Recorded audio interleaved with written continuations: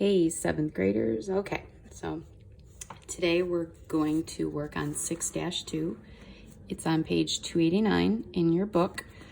We are solving two-step equations, so it's algebra. It's going to appear really hard, but in time it will get a little easier.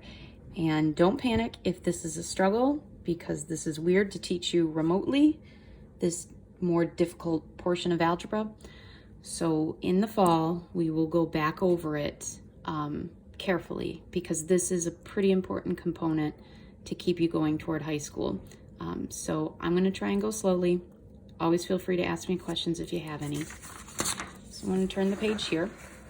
All right.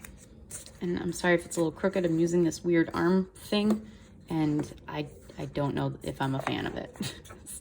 It's not as flexible as I wanted it to be. Okay. Up here at the top, this is super important. A two-step equation such as 5x plus 3 equals 13 has two operations paired with the variable. What's the variable? It has the letter. So the x is that variable. In this case, the operations are multiplication and addition. To solve a two-step equation, undo the operations in reverse order of the order of operations. Okay, that's a lot to take in. Basically, what you're going to do is inverse operations, okay? Instead of saying this big, long sentence, you're doing inverse operations. You're undoing what's already there. So 5x, when a number is up against a variable, it means there's multiplication. So we'll end up doing the opposite of multiplication, which is division. That will undo this. We have a plus 3. What's the opposite of plus? Minus. So we're going to minus that 3 to undo that. And then we'll figure out what x is. To check your answers, you take whatever answer you get and you plug it back in to where the variable is. If then you can do the whole problem and it equals whatever is after the equal sign, that means you did it correctly. So here's what we're going to do.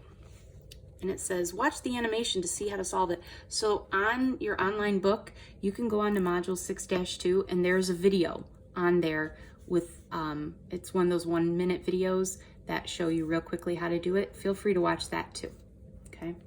On your launch the lesson.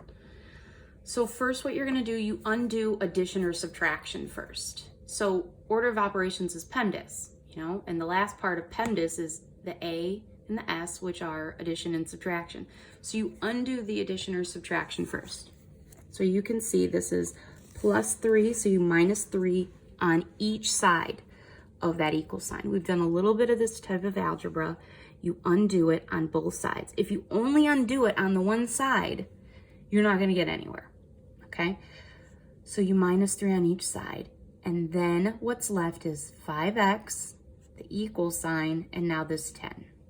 Then you're going to undo that multiplication, because 5x is multiplication. What's the opposite of multiplying? Dividing. So they put it and it looks like fractions, because remember, those fraction lines mean division. You could also just put a little divide sign. That's fine too. Don't care. When they do the dividing, 5x divided by a 5, that will cancel each other out, because 5 divided by 5 is 1. So you don't need to put a 1 in front of x. It's just x. The equal sign stays. 10 divided by 5 is 2.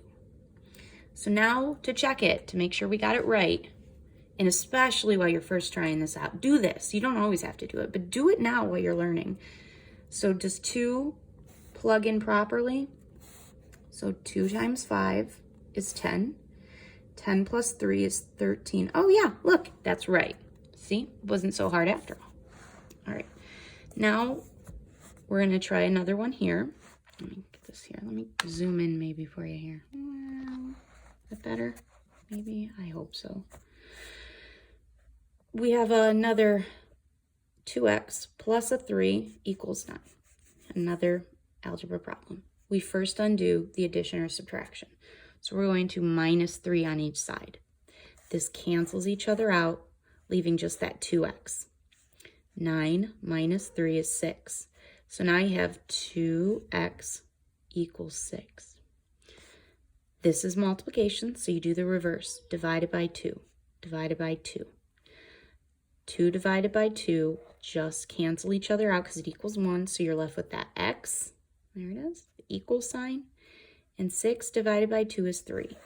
Plug in that 3 to see if it works. 3 times that 2 would be 6. 6 plus 3 equals 9. Yeah, it works. Cool story, bro.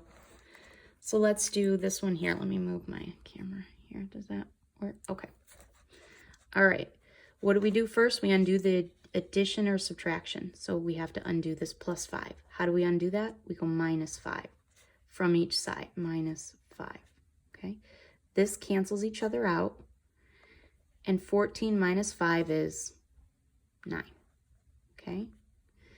And we have left over the equal sign, that 9, and now a negative 3x. Okay. So now we need to get that x alone. It's a multiplication, so to get it alone to just be a 1x, we need to do the opposite of multiplying because negative 3x is a multiplication problem. So the opposite of multiplying is dividing. So you just take that number and you divide it on each side. This cancels each other out, leaving just your x, your equal sign. And then 9 divided by a negative 3. First of all, is it going to be a positive or a negative? Positive divided by a negative is a negative. What's 9 divided by 3? 3. So our answer should be negative 3. Now we're going to check. Does negative 3 fit in here? So I crossed it all off. Let me go back and rewrite it. Negative 3x plus 5 equals 14. So if we were to plug in a negative 3, what's negative 3 times a negative 3? A positive 9. 9 plus 5 equals 14. Yeah, so it does equal 14. We're good. We did it right. Okay. I'm going to stop it there, and then we're going to go on to the next portion. So this will be part 1. The next one will be part 2. See you in a minute, 7th graders.